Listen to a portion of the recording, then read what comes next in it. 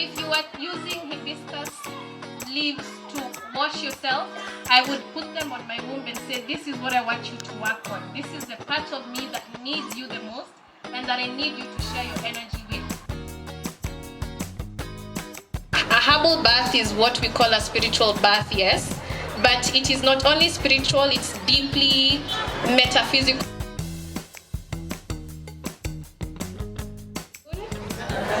Dayo.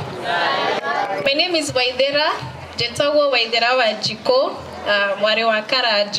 I'm a decolonial educator. I focus a lot on decolonial research through cultural immersion with different communities.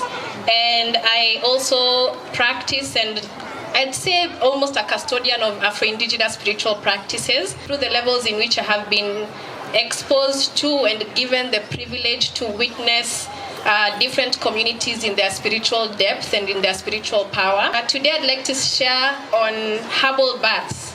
Have you ever taken a herbal bath? One, a salt bath, a spiritual bath, a herbal bath. Even in church, sometimes you see they dip some holy basil in water on a rushia maji. Have you had that sort of a bath? So that is what you call a herbal bath or a spiritual bath.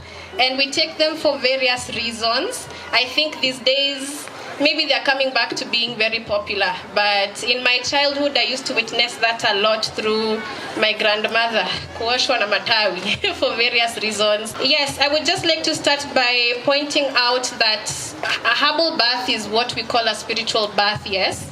But it is not only spiritual, it's deeply metaphysical is what I'd call it. Because we've had all sorts of speakers here telling us about health and illness and disease. I want to emphasize that disease is not only pathological. There's a very broad spectrum understanding of illness, especially to us as African people. A disease is an indication of imbalance in something. The imbalance could be in your immune system. It could be an accumulation of more cells than are needed, but it could also be an imbalance of energy. It could be an imbalance of what people would call karma. And also sometimes we look at chronic illnesses and we call them ancestral disease. So we can say that something like inherited addiction can be considered a chronic illness because it affects people in multiple generations within a family. There's also something such as inherited poverty. And I know poverty is systemic. It's not the fault of any person. But there's also sometimes a deeper understanding of it. So those are just some examples. And today I want to divide the understanding of spiritual baths into two main ones. We have what we call Bitter's bath, which are the most common ones. And I have a herb here, a very common one. I don't know if anybody can identify this herb. Let me pass it around. It's a green leaf. It's a medicinal plant. We drink it a lot. But tunaoga nayo pia. Mwarubane. Mwarubane is one of the most potent spiritual baths that you can take. Ukioga na mwarubane, you really don't need to mix in anything else. So bitter's baths, marubane neem is what we would call a bitter bath. There is something that we associate with bitterness.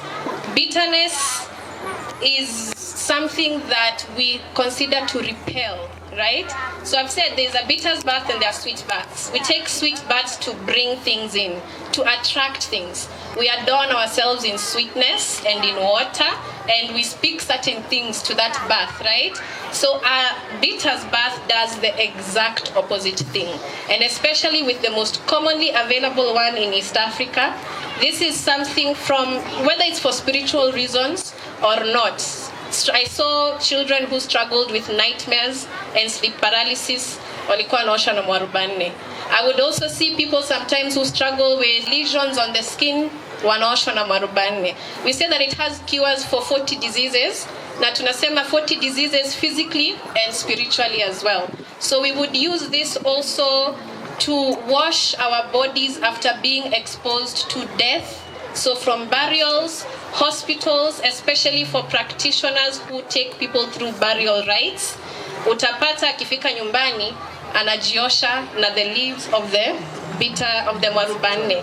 So there's different things that you can include in a bitter's bath. I always say this is very strong by itself. It's the aromatics of it, and it's very strong, but you can also include other bitters such as rosemary. Tunajua rosemary inafukuza everything from insects, nzi. So we consider that it also repels spirits in one way or another. And it's very specific types of spirits. We'll speak about jealousy in itself as a feeding spirit. We'll speak about envy and so on and so forth. So I want to just give you some references, especially if you're interested in reading. I know I'm speaking here as a Gikuyu, but I said I know that we're a good mixture here.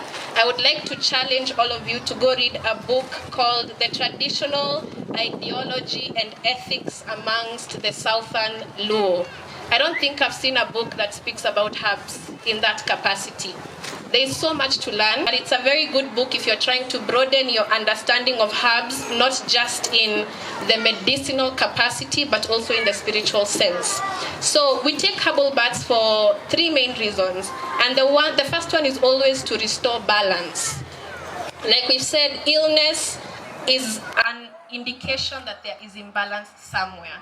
I know we take medication to support the healing inwardly, but healing has to be holistic.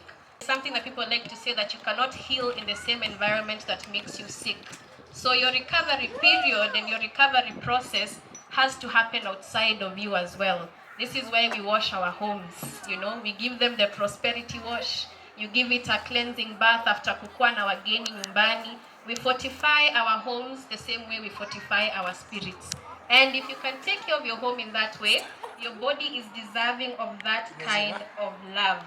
So we also have a process of taking herbal baths for women who have just undergone labor, who have just given birth. Especially you'll notice this amongst the Baganda women. I think they're the ones I've seen do it so ritualistically. The lady is washed by her sisters and her aunties for almost 10 days after giving birth.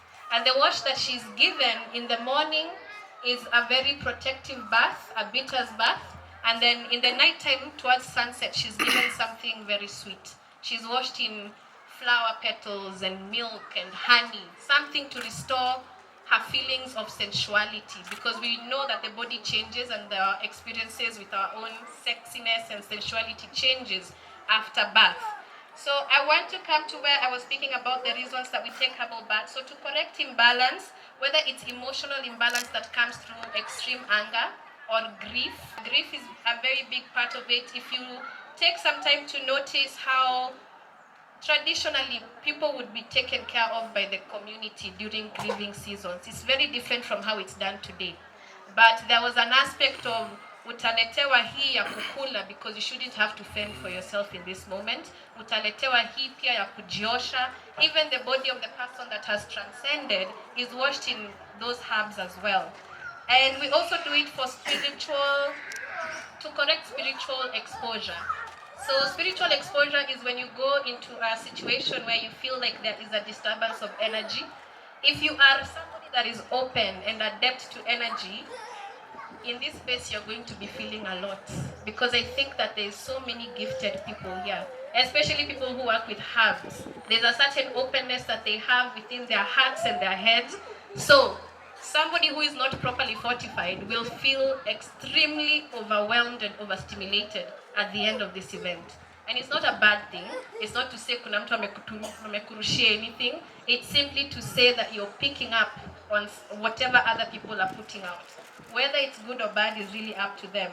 We also have the social aspect of restoring balance due to conflict. I will say if you have extreme fights, especially within a household, you have an extreme fight with your spouse, with your parents, with your siblings, the home in itself is very hostile and reconciliation becomes very difficult. So if you're like me and you're thorough, before you wash your body, you will cleanse that house. But most times we will skip to the herbal bath in itself because it helps to regulate us. Baths in itself, they are very soothing. Even if you put nothing in that water, when they took a shower, mwagiliwe maji, you end up feeling very cooled. So we also have, another reason we take herbal baths is to transition between states. This is very significant. If you're transitioning in between jobs and you're leaving that previous workplace with animosity, you want to take a bitter's bath to make sure that you're not carrying that into your next workspace.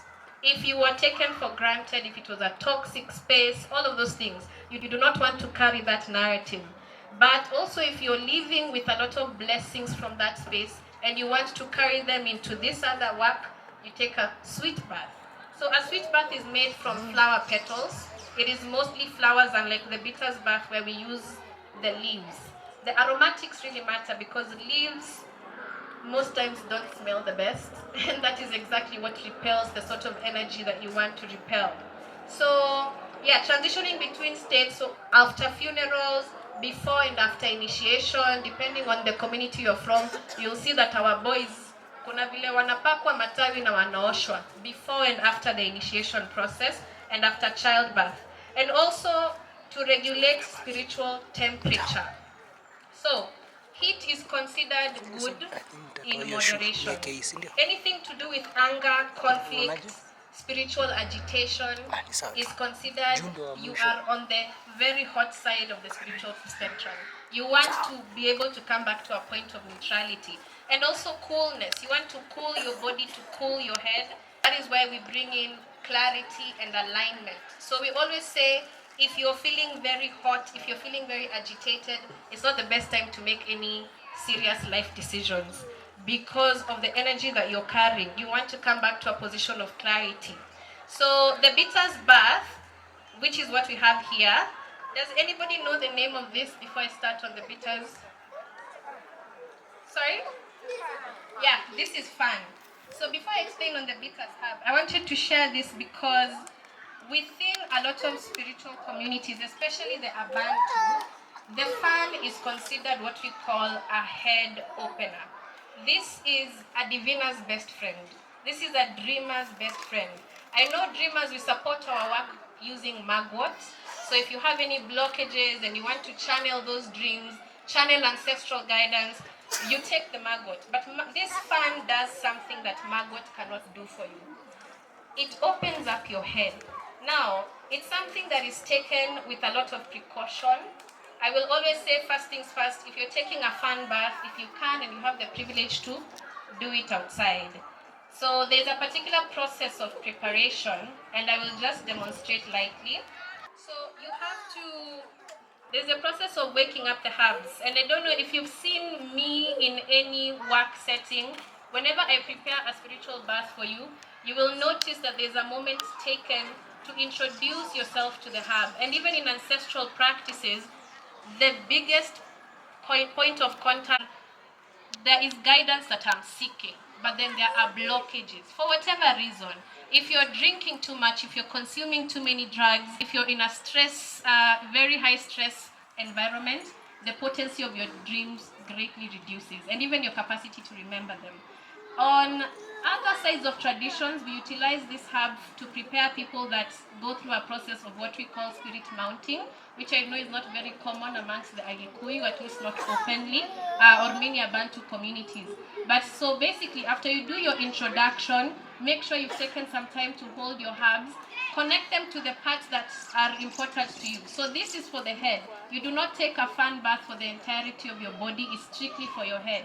If you are using hibiscus leaves to wash yourself, I would put them on my womb and say, this is what I want you to work on. This is the part of me that needs you the most and that I need you to share your energy with. So you will proceed to take these leaves in this way. You detach them from the stem, and when you start the process of putting them in the water, you rub, right? You release the fluids and the juice of the leaves within the water. And you'll be doing this with a lot of leaves on your hand.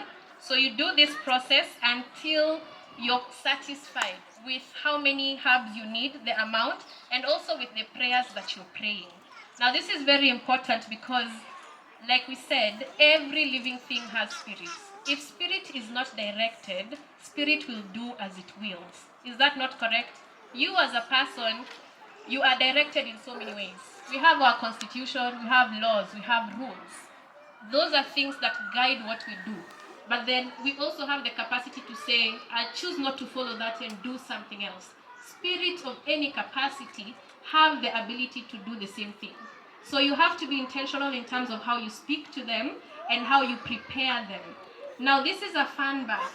Usually for any bath, I would proceed to cover it with a white cloth. If you have an ancestral altar, that is where you place it overnight and take this bath the next day. Let it marinate in this water. Let it sit in that prayer. Light a candle. Of course, it's a fire hazard. Don't leave it burning. But for however long you can watch it and meditate on your intention, that is good. You will proceed to take this bath the next day. And I have a video of this somewhere available. You want to make sure that you're just pouring this directly over your head. Now, when you're doing this, it is important that you don't drink. It's important that you really minimize the intake of any substances that alter the state of your mind. It's very important because what you've done is you've opened up your head. There's an aspect of vulnerability that comes with it. So if your prayers are not saying what you open up your head to, anything is welcome. Anything is invited. So to balance that energy, I would recommend that you add rosemary to this water. Rosemary is a bitter. It's repulsive of things that are not of good intention. And that's what you want to add to this. If you take it like this, it's also okay. But if you're not doing something as intense as a spirit mounting, I would say you have to add something that neutralizes it. You would do the same thing for these herbs called marubane. You have to take your time with these herbs. First of all, you're making sure initially you wash them. I like to wash mine in vinegar and salt. Remove any pesticides, any insects, any irritants that might be on it, and then you start the process. Sometimes I sing. Kama siwezi kuomba, I will just sing. I will hum.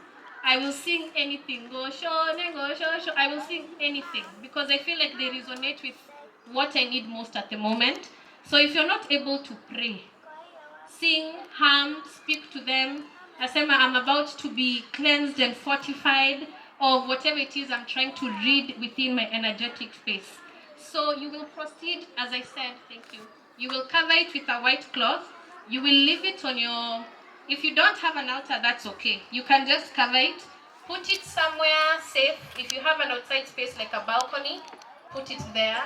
But at the same time, indoors is a bit better. If you fortified your home, nothing has access to interfere with that. So, I know there's quite a bit of, sometimes there's a why, you know. Like I said, spirits carry energy and intention, but spirits also need to be handled with a lot of care. Yeah. It's not every time you take a spiritual bath. It's not every day you take a spiritual bath, and it's not every person who should take a spiritual bath at any time. So just because I say do it on Tuesday at sunset, it doesn't mean so. If you're struggling with chronic illnesses, and if you're doing very intense procedures on your body, such as chemotherapy, you would better lean more towards the sweet baths that would encourage you, that would uplift your spirit, uplift your heart, as opposed to a bitter's bath, which would be in competition with basically what the chemotherapy is doing. So just let that be in its own capacity. In itself is very bitter, yes. It's also antimicrobial. I think we know some of the medicinal properties when we take it. But its spiritual role has a lot to do with extraction of harmful influences, right? So harmful influences don't have to be so intentional. You don't have to be targeted. But sometimes people project things onto you and you will take that as your own reality and identity. It also serves protection against intrusion of any capacity. Spiritual intrusion, psychological intrusion go the same way. I have people asking me the biggest symptom of spiritual attacks and spiritual manipulation. You're not going to see things randomly and dramatically go haywire in your life. You will feel the need to make yourself small. I always say spiritual warfare is deeply psychological. So if somebody wants to keep you stuck, keep you from shining, they will do spiritual warfare, but you won't know, because the way it shows up is, I want to speak up, but I'm shy. I have this idea, but I don't think. It's the imposter syndrome. It's the limiting self-beliefs, it's the self-doubt. Those things are something that each and every single one of us has. So nobody has to go plant a reality that doesn't exist. I just need to pick on your biggest insecurity, and that's exactly what I will build on. So the point of this spiritual baths is to make sure that at the end of the day, you are held by Mumbi. This is what we're standing on.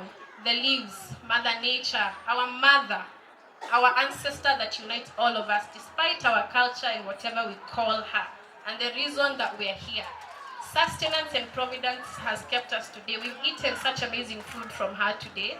So thank you so much to the vendors that have provided that.